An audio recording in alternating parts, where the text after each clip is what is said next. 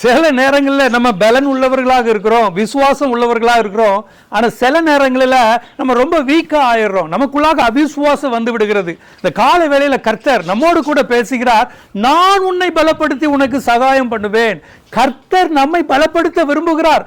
ஆனால் அந்த பலனை அந்த எப்படி நம்ம பெற்றுக்கொள்கிறது பாருங்க. எலியா ஒரு பெரிய தீர்க்கதரிசி தான், வானத்திலிருந்து அக்னியை இறக்கினவன் தான்.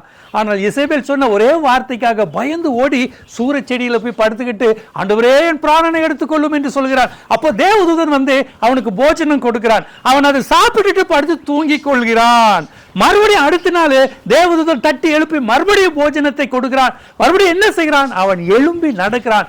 40 நாள் இரவும் பகலும் நடந்தான் என்று வேதம் சொல்லுகிறது. பாருங்க, ஃபர்ஸ்ட் டே அதே போஜனம் தான், சாப்பிட்டு தூங்கி விடுகிறான். ஆனால் 2வது நாள் அதே போஜனம் தான், எழும்பி நடக்கிறான். இந்த காலவெளியிலும் கர்த்தருடைய வார்த்தை உங்களுக்கு நேராக வருகிறது. பயப்படாத, நான் உன் கூட இருக்கிறேன். தெரியாத, நான் உன் தேவன், நான் உன்னை பலப்படுத்தி உனக்கு சகாயப்படுவேன் என்று சொல்கிறார். இந்த வார்த்தையை அப்படியே ரிசீவ் பண்ணி, என் ஆண்டவர் என் கூட இருக்கிறார், நான் பயப்பட மாட்டேன், நான் எழும்பி நடப்பேன். எனக்கு விரோதமாக வருகிற பிரச்சனைகளை பார்த்து நான் பேசுவேன், எனக்கு விரோதமாக வருகிற சூழ்ச்சிகளை பார்த்து நான் பேசுவேன். என் தேவன் என்னோடு கூட இருக்கிறார் என்று சொல்லி அந்த வார்த்தையை உங்களுடைய இருதயத்தில் வைத்து நீங்க எழும்பி நடங்க. கர்த்தர் உங்களை பலப்படுத்தி உங்களை ஆசீர்வதிப்பார். God plus.